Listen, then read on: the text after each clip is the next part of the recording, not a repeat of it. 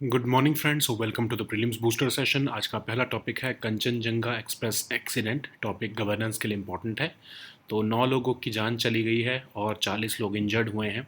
Kanchenjunga express जो अगरतला से आ रही थी वो एक गुड्स ट्रेन द्वारा हिट हुई है। ठीक है। तो इसी टॉपिक में जो है कवच सिस्टम जो है वो हमारा हाईलाइट हुआ है कि उसकी कितनी इम्पोर्टेंस है। तो TA912 ऑथराइजेशन, इस सिस्टम के फेलियर की वजह से ये एक्सीडेंट हुआ है। इस सिस्टम को पेपर लाइन क्लियरेंस भी कहते हैं। इस सिस्टम में क्या होता है कि एक स्पेसिफिक इंस्ट्रक्शन दी जाती है ट्रेन ड्राइवर्स को कि अगर कुछ फेलियर या डिफेक्ट हो गया है ऑटोमेटिक सिग्नलिंग सिस्टम में, तो आपको क्या प्रोसीजर फॉलो करना है, कौन सी स्पीड रिस्ट्रिक्शन रखनी है ताकि सेफ ट्रेन ऑपरेशन रखा जा सके। तो अगर समझ लो कि ऑटोमेटिक सिग्नल डिस्प्लेइंग जो है वो ऑन रहे, मतलब रेड सिग्नल रहे, तो ड्राइवर को ट्रेन को रोके रखना है। और जब तक जो है ड्यूरेशन रहेगी रेड सिग्नल की, तब तक उसको रोके रखना है। और उसके 1 मिनट के बाद जो है, और अगर रात का टाइम है तो 2 मिनट के बाद ट्रेन को चलाना है। और चलाने के बाद अगर विजिबिलिटी ठीक है तो 15 किलोमीटर पर आवर की स्पीड पर, और अगर विजिबिलिटी पुअर है तो 10 किलोमीटर पर आवर की स्पीड पर जो है आपको ट्रेन को चलाना है, जब तक आपको नेक्स्ट स्टॉप या सिग्नल में क्लियर इंडिकेशन नहीं मिल जाता, क्लियर सिग्नल का। ठीक है। तो कंचनजंगा एक्सप्रेस एक्सीडेंट में क्या हुआ कि फॉल्टी ऑटोमेटिक सिग्नलिंग सिस्टम था और ह्यूमन एरर, ये दोनों की कॉम्बिनेशन की वजह से एक्सीडेंट हुआ। फॉल्टी और ऑटोमेटिक सिग्नलिंग सिस्टम में क्या हुआ कि जो ऑटोमेटिक सिग्नलिंग सिस्टम है रानीपत्रा रेलवे स्टेशन और छत्तरहाट जंक्शन वेस्ट बंगाल, वो काम नहीं कर रहा था। तो रंगपानी स्टेशन मैनेजर ने एक कॉशनरी नोट दिया TA912 ऑथराइजेशन के अंडर सभी ड्राइवर्स को जो भी उस सेक्शन से पास कर रहे थे। तो ह्यूमन एरर कहाँ पर हुआ? जो ड्राइवर है कंचनजंगा एक्सप्रेस का, उसने तो करेक्ट प्रोसीजर्स फॉलो किए, सारे रेड सिग्नल्स पर रुके, 1 मिनट के लिए प्रोसीड किया 10 किलोमीटर पर आवर की स्पीड पर। लेकिन जो गुड्स ट्रेन का ड्राइवर था उसने ये नॉर्म्स को इग्नोर कर दिया। उसकी वजह से जो स्टेशनरी पैसेंजर ट्रेन थी जो रुकी हुई थी, उसको पीछे से जाकर हिट कर दिया और फिर ये एक्सीडेंट हुआ। ठीक है। तो कवच क्या है? कवच एंटी ट्रेन कोलिजन सिस्टम है। इंडिया का अपना ऑटोमेटिक प्रोटेक्शन सिस्टम है, 2012 से डेवलप हो रहा है। बेसिकली कवच क्या है? एक state of the art electronic system जिसको डिज़ाइन किया गया है इंडियन रेलवेज़ द्वारा ताकि ज़ीरो एक्सीडेंट्स इंश्योर किए जा सके। अब ये इंडिजिनसली डेवलप्ड है। Research design and standards organisation जो है इंडियन रेलवेज़ की, उसको जो है इंडियन इंडस्ट्री के साथ मिलकर बनाया है इसको। इसके ट्रायल्स जो हैं साउथ सेंट्रल रेलवे में किए गए। कॉरपोरेट ऑब्जेक्टिव था इसका कि safety of train operations ensure किए जा सकें। इसकी जो फंक्शनिंग है वो कैसे होती है कि इलेक्ट्रॉनिक डिवाइसेस और रेडियो फ्रिक्वेंसी आइडेंटिफिकेशन डिवाइसेस लगाए जा रहे हैं, जो है लोकोमोटिव्स पर, सिग्नलिंग सिस्टम पर और ट्रैक पर। तो होता क्या है कि लोकोमोटिव, सिग्नलिंग सिस्टम, ट्रैक्स जो है फिर वो आपस में बात करते हैं एक तरह से। ठीक है। अल्ट्रा हाई रेडियो फ्रिक्वेंसीज का इस्तेमाल करते हुए। तो ये जो है एक्टिवेट कर देता है ट्रेन ब्रेकिंग सिस्टम को ऑटोमेटिकली, अगर ड्राइवर जो है ट्रेन को कंट्रोल करने से जो है वो फेल हो जाता है। तो उसकी वजह से क्या होता है, कोलिजन को रोका जा सकता है दो लोकोमोटिव्स के बीच में। इसको इस तरह से डिज़ाइन किया गया है कि लोकोमोटिव पायलट्स को असिस्ट किया जा सके, जो है सिग्नल पासिंग एट डेंजर और ओवर स्पीडिंग को जो है वो रोकने से के लिए। इसकी इतनी अच्छी जो है ऐसी सर्टिफाइड टेक्नोलॉजी है कि इससे जो प्रोबेबिलिटी ऑफ एरर है वो सिर्फ 1 रह जाएगा 10,000 ईयर्स में। ठीक है। तो इसके कुछ और फीचर्स क्या हैं? Automatic braking, auto whistling, SOS messages, centralise live monitoring of train. ठीक है। लगभग 34,000 किलोमीटर का जो नेटवर्क है वो इंडियन रेलवेज कवच सिस्टम के अंडर लेकर आएगी। पहला तो ये सबसे इसके अच्छा बेनिफिट ये है कि एनहेंस सेफ्टी देगा ये रेलवेज़ को। दूसरा सबसे इम्पॉर्टेंट ये है कि सब वर्ल्ड का सबसे cheapest automatic train collision protection system है। क्योंकि ये सबसे चीपेस्ट है तो इसलिए इसको एक्सपोर्ट भी आगे फ्यूचर में किया जा सकता है बाकी कंट्रीज़ को। ठीक है। नेक्स्ट हम टॉपिक देखते हैं India US NSA meeting. Topic आपके इंटरनेशनल रिलेशंस के लिए इंपॉर्टेंट है। तो यूएस के नेशनल सिक्योरिटी एडवाइज़र और इंडियन नेशनल सिक्योरिटी एडवाइज़र जो है उनकी दिल्ली में मीटिंग हुई है। तो उसके लिए पहले हम समझते हैं नेशनल सिक्योरिटी काउंसिल। तो इंडिया का national security council principal body है जो कि रिस्पॉन्सिबल है एडवाइस करने के लिए प्राइम मिनिस्टर को on matters of national security और स्ट्रेटजिक इंटरेस्ट्स। इसको एस्टैब्लिश किया गया था former prime minister of India Atal Bihari Vajpayee ने 1998 में। इंडिया के पहले एनएसए थे ब्रजेश मिश्रा जी। तो हेड कौन करता है एनएससी को? Prime minister. और उनको एडवाइज़र होते हैं एनएसए, जो कि एनएससी में के भी मेंबर होते हैं। एनएससी में NSA, CDS deputy national security advisers, union ministers of defence, external affairs, home, finance और vice chairman of NITI Aayog इसके मेंबर होते हैं। फंक्शंस क्या हैं एनएससी के? पॉलिसी फार्मूलेशन करना, intelligence assessment, strategic planning, crisis management, कोई भी मैटर जो कि इम्पॉर्टेंट है वो प्रिंसिपल सेक्रेटरी के थ्रू प्राइम मिनिस्टर तक पहुंचाना। ठीक है। तो इंडिया और यूएस की जो एनएसए की मीटिंग हुई उसमें कई तरह के एरियाज़ पर डिस्कशन हुआ। Defence technology, space, artificial intelligence, high performance computing, critical minerals. तो कॉन्क्रीट एक्शन लेने की बात की गई आने वाले टाइम में strategic trade, technology, industrial cooperation से रिलेटेड मैटर्स में। जो सबसे इम्पॉर्टेंट मुद्दा न्यूज़ में रहा वो था iCET, initiative on critical and emerging technologies, जो कि एक ऐसा फ्रेमवर्क है जो इंडिया और यूएस ने डिज़ाइन किया है कोऑपरेट करने के लिए क्रिटिकल और इमर्जिंग टेक्नोलॉजीज़ में। अब वो कौन सी ऐसी टेक्नोलॉजीज़ हैं? Artificial intelligence, quantum computing, semiconductors और वायरलेस टेलीकम्युनिकेशन। तो फोकस एरियाज़ यही हैं इसमें। ठीक है। तो आर्टिफिशियल इंटेलिजेंस हो, डिफेंस स्टार्टअप्स हों, semiconductor, human space flight, 5G, 6G, open RAN network, ये सब जो है एरियाज़ पर कैसे इंडिया और यूएस कोऑपरेट करेंगे, ये सब आईसीईटी में आता है। ठीक है। नेक्स्ट हम टॉपिक देखते हैं सुपरनोवा। टॉपिक आपके साइंस एंड टेक के लिए इंपॉर्टेंट है। तो जेम्स वेब स्पेस टेलीस्कोप का इस्तेमाल करते हुए एस्ट्रोनॉमर्स ने रिसेंटली डिस्कवर किया है एक सुपरनोवा, जो कि most distant type 1A supernova अभी तक का डिटेक्टेड है। तो सुपरनोवा क्या होता है? ये नेम दिया गया है cataclysmic explosion of a massive star को। सुपरनोवा जो है लार्जेस्ट एक्सप्लोजन्स होते हैं जो अभी तक स्पेस में हमको देखने को मिलते हैं। तो टाइप 1 सुपरनोवा क्या है? एक स्टार अक्यूमुलेट करता है मैटर अपने नियर बाय नेबर स्टार से जब तक वो न्यूक्लियर उसमें रिएक्शन इग्नाइट नहीं हो जाता। इसको हम typically type 1A new supernovae कहते हैं।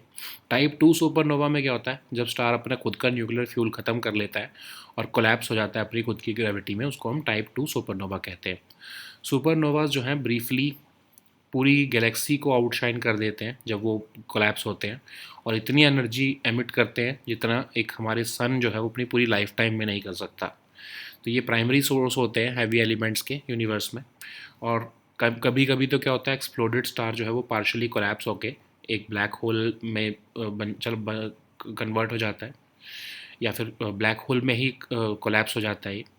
तो कभी कभी जो है एक्सप्लोडेड स्टार इतना मैसिव होता है कि सुपरनोवा इवेंट के टाइम पर लॉन्ग गामा रे बर्स्ट भी जो है वो एमिट करता है। ठीक है। नेक्स्ट हम टॉपिक देखते हैं डेड जोन। टॉपिक इन्वायरमेंट के लिए इंपॉर्टेंट है। तो नोवा जो है उन्होंने फॉरकास्ट किया है कि एक above average summer dead zone रहेगी गल्फ ऑफ मैक्सिको में। तो डेड जोन क्या होता है? डेड जोन या हाइपोक्सिया एक ऐसी इवेंट है जो कि वर्ल्ड के लेक्स और ओशंस में पाई जाती है, और वो लो ऑक्सीजन एरियाज़ होते हैं। ठीक है, डेड जोन्स। तो कई हमारे जितनी भी ऑर्गेनिजम्स हैं उनको ऑक्सीजन चाहिए होती है जीने के लिए, लेकिन कुछ ऐसे ऑर्गेनिजम्स हैं वो हाइपोक्सिक कंडीशंस में भी जी सकते हैं, जो कि जिसमें को हम कह सकते हैं कि वो डेड जोन्स में भी जी सकते हैं। हाइपोक्सिक जोन्स जो हैं वो नेचुरली भी बन सकते हैं, लेकिन ह्यूमन एक्टिविटीज़ की वजह से भी बन सकते हैं। तो डेड जोन्स कैसे बनते हैं ये? तो डेड जोन जो है, यूट्रोफिकेशन में क्या होता है, एक बॉडी ऑफ वाटर में बहुत ज़्यादा जब न्यूट्रिएंट्स चले जाते हैं जैसे फॉस्फोरस और नाइट्रोजन, तो क्या होता है कि ब्लू ग्रीन एल्गे जैसे जो ऑर्गेनिजम्स होते हैं जिनको हम साइनोबैक्टीरिया कहते हैं, ये इन न्यूट्रिएंट्स पर फीड करते रहते हैं। जब बहुत ज़्यादा न्यूट्रिएंट्स हो जाते हैं तो ओवर ग्रोथ होने लगती है इस एल्गी की, जिससे एल्गल ब्लूम होता है। ठीक है। एल्गी डेड जोन्स कब फॉर्म होते हैं? फिर डेड जोन्स तब फॉर्म होते हैं जब एल्गी मरने लगता है, बॉटम पर सिंक होने लग जाता है और डीकम्पोज होता है बैक्टीरिया द्वारा, जिससे क्या होता है, जब डीकम्पोजिशन स्टार्ट होती है तो जो डिज़ोल्व ऑक्सीजन होती है सराउंडिंग वाटर में वो ख़त्म होने लगती है। जब ये डेंस एल्गल ब्लूम्स होते हैं ये सनलाइट को भी ब्लॉक करने लगते हैं, तो फोटोसिंथेसिस नहीं हो पाता है वाटर के अंदर, तो भी जो है वाटर में से ऑक्सीजन ख़त्म होने लगती है। ठीक है, तो जब कोई डेड जोन फॉर्म हो जाता है तो कई तरह के और भी फैक्टर्स होते हैं जो उसके साइज़ और उसके ड्यूरेशन को इन्फ्लुएंस कर सकते हैं। जैसे कभी कभी जो है चाहे डेड जोन भी फॉर्म भी हुआ हो चुका हो, लेकिन विंड जो है वो ऑक्सीजन उसमें से मिक्स हो जाती है सरफेस में डीपर वाटर के, और धीरे धीरे डेड जोन्स को ब्रेक करने लगती है। कभी कभी हॉट टेम्परेचर्स भी जो है डेड जोन्स को वर्स कर देते हैं, वो एक लेयर ऑफ सरफेस वाटर को इतना हॉट कर देते हैं जिससे कि कोल्ड वाटर लॉक हो जाता है, डेंस वाटर जो है ऑक्सीजन जो उसमें एक पॉइंट से ज़्यादा ऑक्सीजन जो है वो नहीं रह पाती है। हैवी रेनफॉल की वजह से भी जो है अमाउंट ऑफ पॉल्यूशन बढ़ जाता है कभी कभी। ठीक है, शैलो वाटर्स जो होते हैं वहाँ पर as compared to deep waters, वहाँ पर सबसे कम चांसेस होते हैं हाइपोक्सिक कंडीशंस बनने के। ठीक है,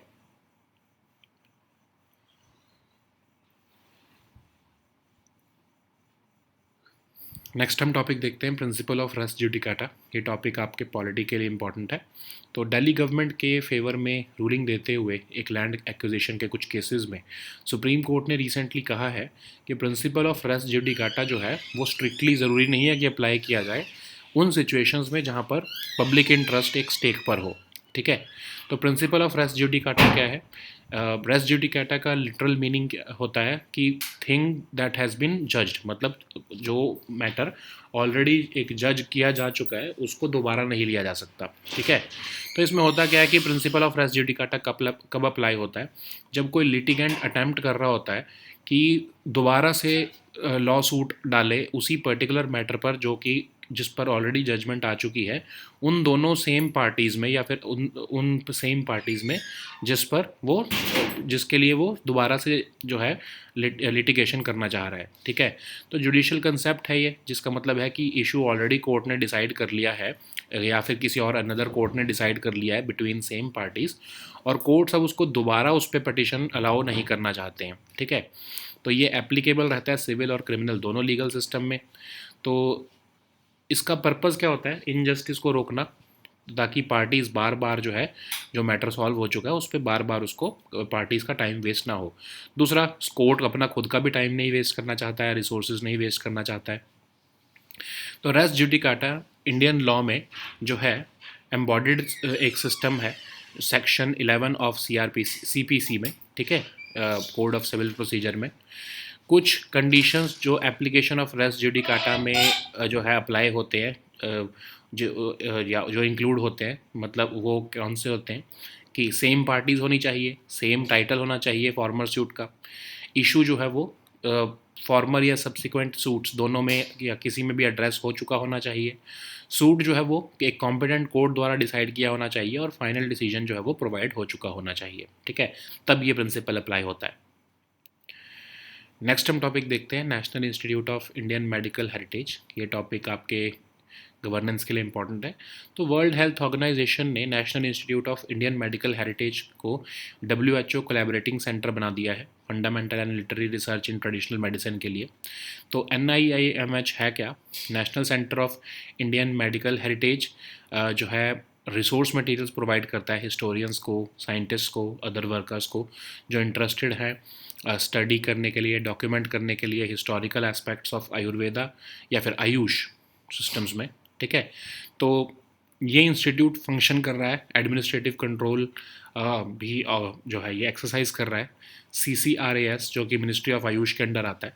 ठीक है, ये इंस्टीट्यूट जो है साउथ ईस्ट एशिया का अकेला ऐसा इंस्टीट्यूट है जो कि हैदराबाद में लोकेटेड है। अपने तरह का एक ऐसा इंस्टीट्यूट अकेला है ऐसा।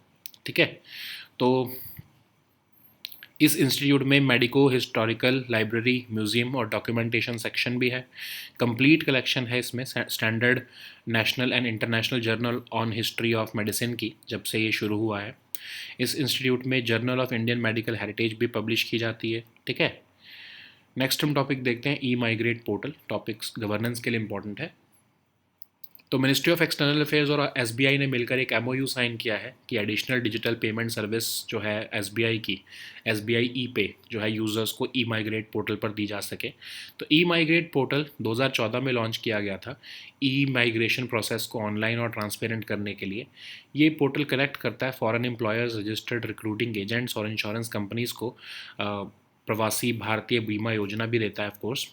तो ये पोर्टल जो है एक मैकेनिज़्म देता है वॉलंटरी रजिस्ट्रेशन को उन पासपोर्ट होल्डर्स को जो कि ईसीएनआर पासपोर्ट होल्डर्स होते हैं, ठीक है, जो ओवरसीज़ एम्प्लॉयमेंट के लिए जाना चाहते हैं। तो ये एक इंटीग्रेटेड सिस्टम है जो एक्सटर्नल अफेयर्स मिनिस्ट्री के पासपोर्ट सेवा प्रोजेक्ट को जो है इंटीग्रेट करता है ईसीएनआर कैटेगरी वर्कर्स के साथ। और ईसीएनआर कैटेगरी वर्कर्स को अलग अलग तरह के जो है सिस्टम्स के साथ इंटीग्रेट किया गया है इस पोर्टल के थ्रू। तो ये ईसीएनआर कैटेगरी पासपोर्ट कौन से होते हैं? जो सेमी स्किल्ड या अनस्किल्ड वर्कर्स हैं जो कि मोस्ट वल्नरेबल कंट्रीज़ में जाना चाहते हैं जहाँ पर उनकी एक्सप्लॉयटेशन हो सकती है, जैसे 18 डेजिग्नेटेड ईसीआर कंट्रीज़ हैं, मोस्टली जो है ये मिडल ईस्टर्न कंट्रीज़ हैं। वहाँ पर जाने के लिए इमिग्रेशन क्लियरेंस चाहिए होता है, तो वो इस ई माइग्रेट पोर्टल के थ्रू ही मिलता है, ठीक है। नेक्स्ट हम टॉपिक देखते हैं एक्सरसाइज तरंग शक्ति। टॉपिक सिक्योरिटी के लिए इंपॉर्टेंट है। तो इंडियन एयरफोर्स एक एयर एक्सरसाइज करेगा अगस्त में, तरंग शक्ति 2024, जो कि फर्स्ट मल्टीनेशनल एयर एक्सरसाइज होगी होस्टेड बाय इंडियन एयरफोर्स। और ये एक्सरसाइज अब शेड्यूल्ड रहेगी, 2 फेजेस में होगी। इसमें पार्टिसिपेटिंग कंट्रीज़ जो हैं वो हैं Australia, France, Germany, Japan, Spain, UAE, UK, US. Germany भी जो है फाइटर जेट्स अपने डिप्लॉय करेगा, ठीक है। तो ऑफ कोर्स प्रोफेशनल इंटरेक्शंस करने का इसमें एक्सरसाइज का मोटिव है। So now let us see all these topics in English.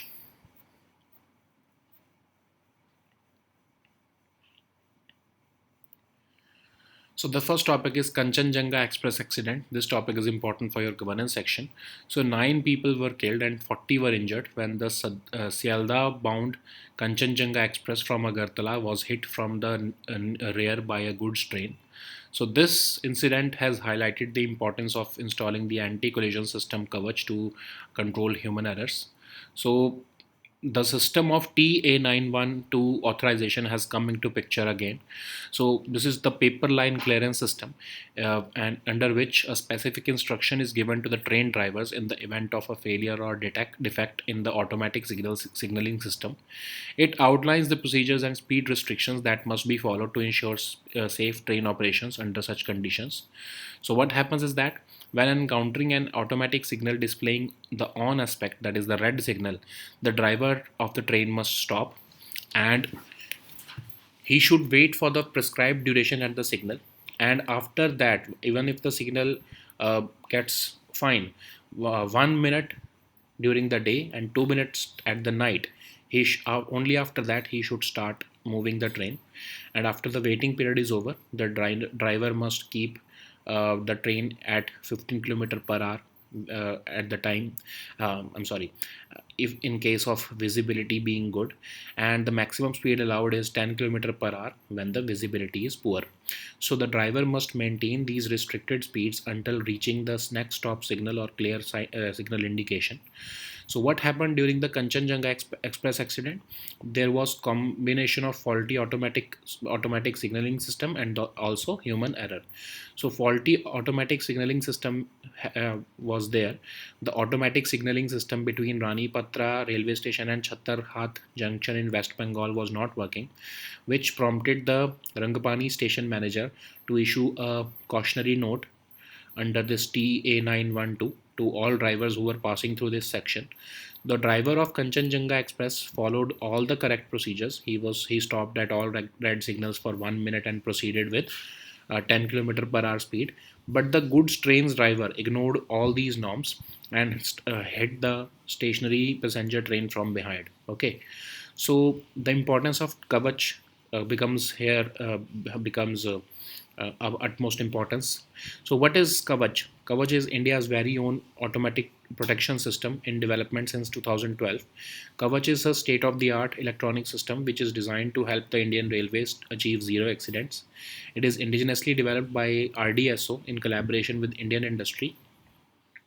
The trials were facilitated by South Central Railway to achieve the corporate objective of safety in train operations. So, how does it function?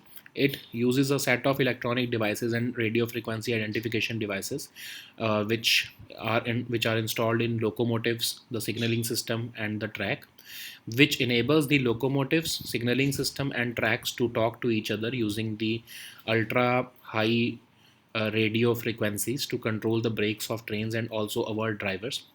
So it activates the train braking system automatically if the driver fails to control the train. In addition, it also prevents collision between two locomotives which are equipped with a functional Kavach system. It is designed to assist locomotive pilots in avoiding signal passing at danger and overspeeding. So it is a safety integrative level 4 certified technology, which means that the probability of error becomes just 1 in 10,000 years. So there are other features also like automatic braking, auto whistling, SOS messages, and centralized live monitoring of the train. So about 34,000 kilometer of network will be brought under this Kavach. It is having enhanced safety for Indian Railways. It is the world's cheapest automatic train collision protection system, which opens up the avenues for export of the system also. Okay. So the next topic is India-US NSA meeting. This topic is important for your international relations. So the US NSA has recently met the NSA of India. So this has put the National Security Council under news. National Security Council is the principal body responsible for advising the Prime Minister on matters of national security and strategic interests. It was established by the former Prime Minister of India, Atal Bihari Vajpayee ji, in 1998, with Brajesh Mishra as the first national security advisor. Who heads this NSC? The Prime Minister, of course, and he is advised by the National Security Advisor, who is the primary advisor to the Prime Minister on national security issues. The members of NSC include the NSA, the CDS, the Deputy NSAs, Union Ministers for Defense, External Affairs, Home, Finance, and the Vice Chairman of Niti Aayog also. So, what are the functions of NSC? Policy formulation, intelligence assessment, strategic planning, crisis management, security cooperation, and putting on any matter of importance towards the Prime Minister through the Principal Secretary to the Prime Minister. So this India-US NSA meet happened to strengthen the cooperation in a range of areas like defense technology, space, artificial intelligence, high performance computing, critical minerals, and both all sides also committed to take action in the coming months to address long standing barriers to bilateral strategic trade, technology, industrial cooperation, including in the commercial and civil space sector. So, what is this initiative on critical and emerging technologies? It is a framework agreed upon by India and the US for cooperation on critical and emerging technologies. And these emerging technologies include artificial intelligence, quantum computing, semiconductors, and wireless telecommunication. The focus areas of ICET include uh, setting up a research agency partnership to drive collaboration in areas like artificial intelligence, defense startups, semiconductor ecosystem, human space flight, 5G, 6G, open RAN network technology in India. Okay. So the next topic is supernova. This topic is important for your science and tech section. So using James Webb Space Telescope, astronomers have recently discovered a new supernova, which is the SN2023 ADSY, which is the most distant type 1A supernova so far detected. So supernova is the name given to cataclysmic explosion of a massive star. Supernovas are the largest explosions that take place in space. Type 1 supernova is the when happens when a star accumulates matter from nearby neighbor until a runaway nuclear reaction ignites, and these are typically called type 1A supernovae. So type 2 supernova is when the star runs out of nuclear fuel and it collapses under its own gravity. Supernovas can briefly outshine entire galaxies and they radiate more energy than our sun will emit in its entire lifetime. So they are also the primary source of heavy elements in the universe. Sometimes the exploded star will partially collapse into a black hole or a neutron star, and the rest of the mass will get converted into energy or will be blown away by the force of the explosion. Sometimes, if the exploded star is very massive, then during the supernova event, a long gamma ray burst can also happen. Okay. So the next topic is dead zone. This topic is important for your environment section. So NOAA is forecasting an above average summer dead zone in the Gulf of Mexico. So dead zone or hypoxia is a condition referred to the low oxygen areas in world's lakes and oceans. Because most organisms need oxygen to live, few organisms can survive in hypoxic conditions. Hypoxic zones can occur naturally, but human activities can also lead to the creation of new dead zones or enhancement of existing ones. So, how are these dead zones forms? These dead zones occur as a result of eutrophication, which happens when a body of water is inundated with too many nutrients like phosphorus and nitrogen. At normal levels, an organism called cyanobacteria feeds on these nutrients. When too many nutrients come, then there is an overgrowth of algae, which leads to algal blooms. And dead zones form when the algae die. They sink to the bottom and they start getting decomposed by bacteria, which is a process that strips dissolved oxygen from the surrounding water. So these dense algal blooms also block sunlight, which prevents further photosynthesis and uh, robs of the water from oxygen. Once a dead zone is formed, other factors can also influence its size and duration. For example, wind can mix oxygen from the surface into deeper water and help break up dead zones. Hot temperatures can also make dead zones worse by warming a layer of surface water that locks colder, denser water below where oxygen from the surface can't mix in it. Then, heavy rainfall can also increase the amount of pollution washed into waterways. Shallow waters are also less likely to stratify than deep waters, and they are therefore less likely to develop hypoxic conditions. Okay. So the next topic is principle of res judicata. This topic is important for your polity section. While ruling in the favor of Delhi government and its entities in a batch of land acquisition cases, the Supreme Court has recently observed that the principle of res judicata may not strictly apply in situations where public interest is at stake. Okay. So what is principle of res judicata? It means, or it literally translates into the thing that has been judged. So this principle of res judicata applies when a litigant attempts to file a subsequent lawsuit on the same matter after having received a judgment in a previous case involving the same parties. So it is a judicial concept, which means that the issue before the court has already been decided by another court between the same parties, and the court do not allow a petition to be filed in the same court or any another court. Okay. So this res judicata is a concept which is applicable in both civil and criminal legal system. The purpose is to prevent injustice to the parties of a case supposedly finished, and to also avoid unnecessary waste of resources and time of the judicial system. This system under Indian law has been embodied under section 11 of the Code of Civil Procedure. And what are the conditions for it? So there must be same parties, the same title as the former suit, and the issue in the matter is same in former and subsequent suits, and the suit has already been decided by a competent court, and the final decision has been made. Okay. So the next topic is National Institute of Indian Medical Heritage. This topic is important for your governance section. So WHO has designated NIIMH as the WHO Collaborating Center for Fundamental and Literary Research in Traditional Medicine. So this NIIMH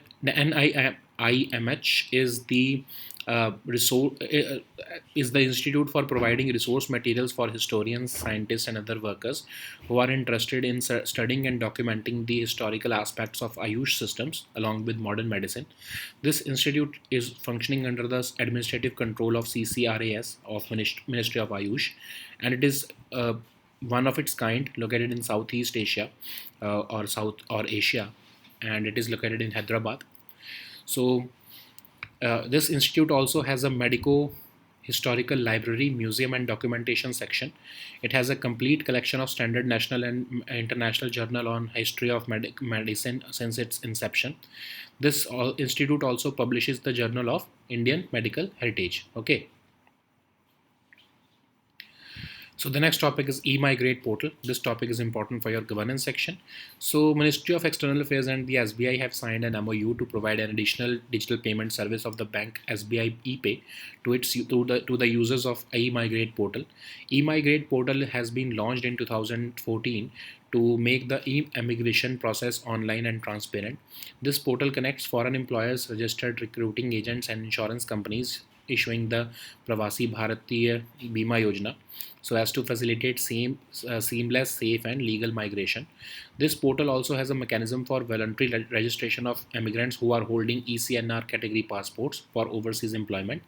So it has been integrated with External Affairs Ministry's Passport Seva project to validate the passport details of ECR category workers. So ECR category workers are those semi-skilled or unskilled workers who are considered most vulnerable to exploitation by recruiting agents for foreign employers or foreign employers.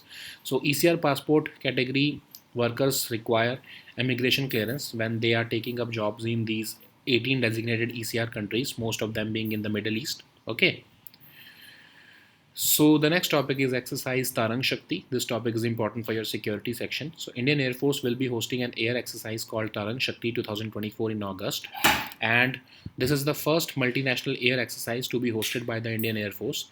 And this exercise is now scheduled to be held in two phases, and the participating countries would include Australia, France, Germany, Japan, Spain, UAE, UK, US, Germany. Okay, and the exercise would aim to foster professional interactions and enrich the employment philosophy of the participating forces and facilitate the exchange of valuable insights. Okay, so these were our topics for today. We'll meet next time with new topics. Until then, goodbye and take care.